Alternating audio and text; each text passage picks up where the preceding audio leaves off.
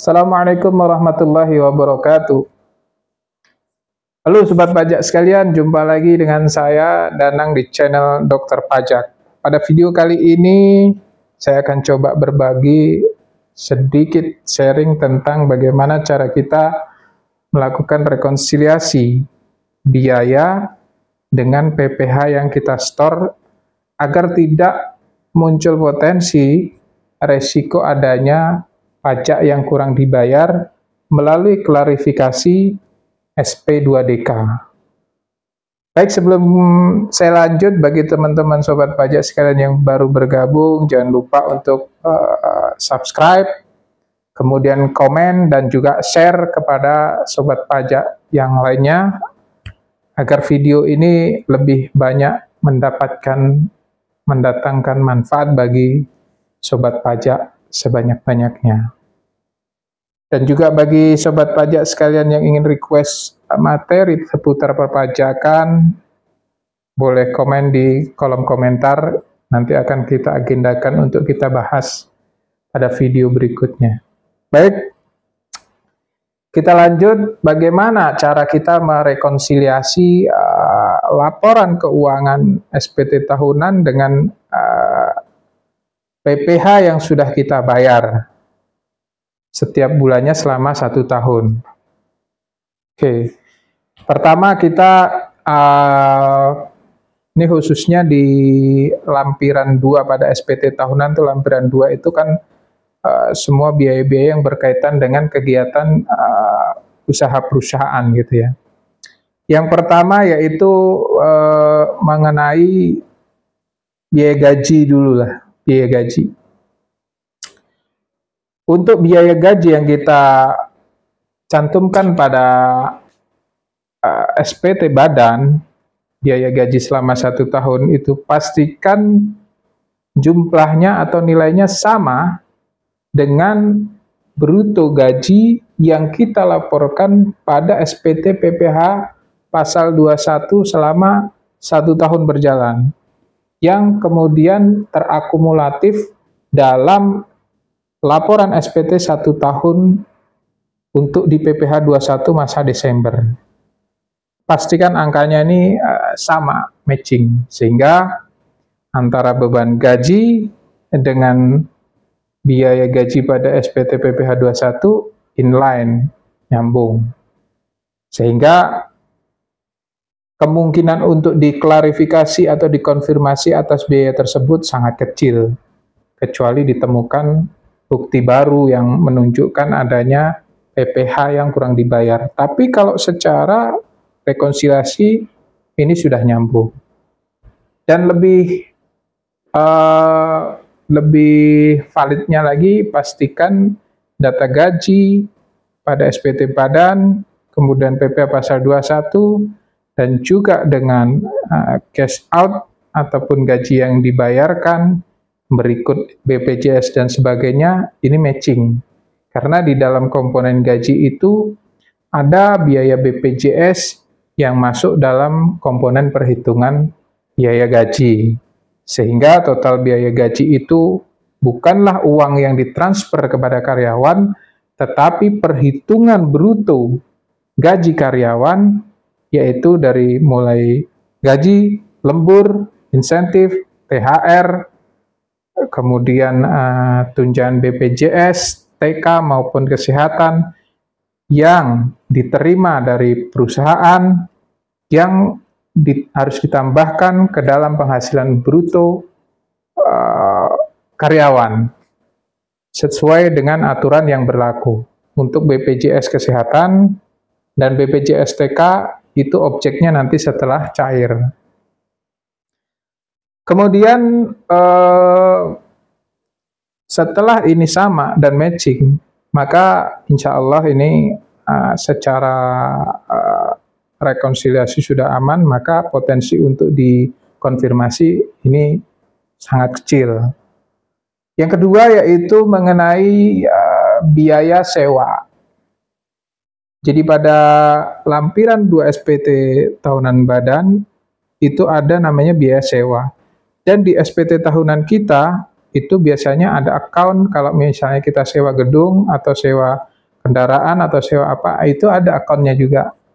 Nah, jangan sampai kemudian kita munculkan biaya sewa, misalnya sewa gedung atau sewa kendaraan, kemudian tidak inline dengan PPh 23 ataupun PPh 4 ayat 2 yang kita store di tahun berjalan. Contoh, misalnya gini, perusahaan sewa kantor senilai 100 juta untuk 1 tahun, misalnya gitu, di bulan Januari. Maka kita membebankan yang namanya biaya sewa sebesar 100 juta. Nah, ketika kita membebankan biaya sewa kantor sebesar 100 juta, pastikan ada PPh 4 ayat 2 di tahun yang berjalan itu yang sudah kita bayarkan PPh-nya, yaitu sebesar 10%. Sehingga ada objek PPh 4 ayat 2 sebesar 10%, yaitu 10 juta dari 100 juta tadi, yang harus di-store ke negara. Kita tidak bisa hanya membebankan biaya sewa tersebut ke dalam laporan keuangan, kemudian kita submit. Ternyata, tapi biaya sewanya kita tidak bayarkan. Ini akan jadi masalah. Sudah barang pasti, kemungkinan besar ini 90 sekian persen akan dikonfirmasi laporan keuangan kita. Biaya sewa belum dibayarkan PPh 4 ayat 2-nya. Ini jika diteliti oleh AR-nya. Ini satu.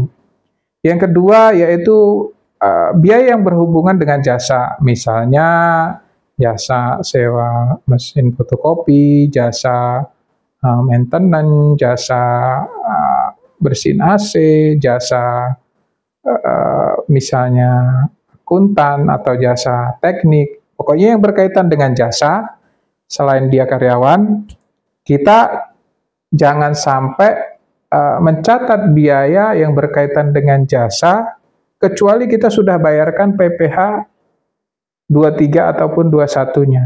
Jadi ketika ada biaya yang berkaitan dengan jasa, maka pastikan PPh 21 atau 23-nya kita bayarkan. Karena ini nanti pasti kemungkinan besar akan dikonfirmasi juga oleh KPP melalui AR. Biasanya melalui surat SP2DK. Ini yang potensi yang kedua. Kemudian yang ketiga juga biaya-biaya yang berkaitan dengan kegiatan operasional perusahaan, itu pastikan di-split sesuai dengan posnya masing-masing. Jangan kemudian biaya itu ditumpuk dalam satu account. Misalnya biaya operasional, nilainya ratusan juta bahkan miliaran. Di dalamnya isinya apa saja? Karena biaya operasional itu tidak menunjukkan tentang apa biaya yang terjadi. Biaya operasional itu kan ada apakah transportasi, ataukah biaya perbaikan kendaraan, ataukah biaya makan di luar, ataukah biaya apa. Nah, ini harus dijelaskan.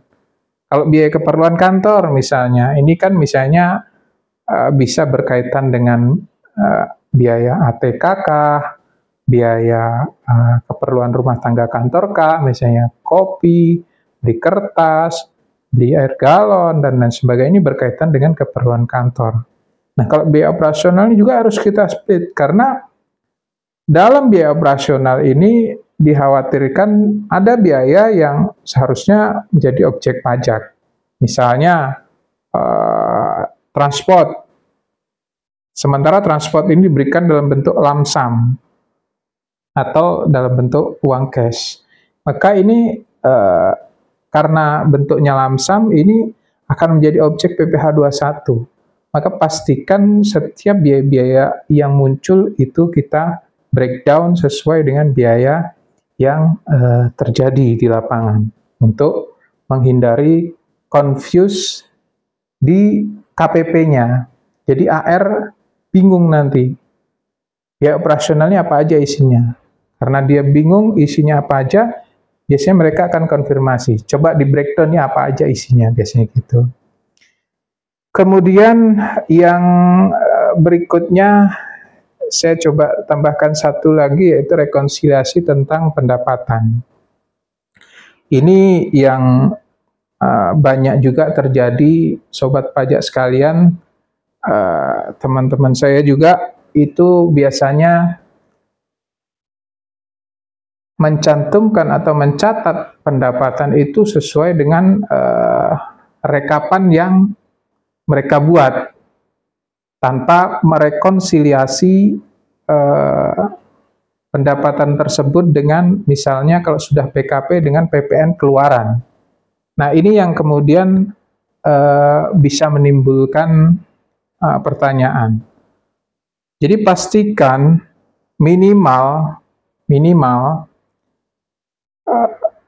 rekonsiliasi antara faktur pajak keluaran dengan penjualan ini harus matching, minimal itu. Tidak nggak harus sampai kepada arus piutang. Sebenarnya ada 3 rekonsiliasi: pendapatan, arus piutang, kemudian dengan PPN, DPP PPN keluaran. Jadi minimal pendapatan yang kita laporkan itu matching dengan PPN keluaran yang kita terbitkan selama 1 tahun. Karena asumsinya terbit faktur, maka itu sudah harus diakui sebagai revenue.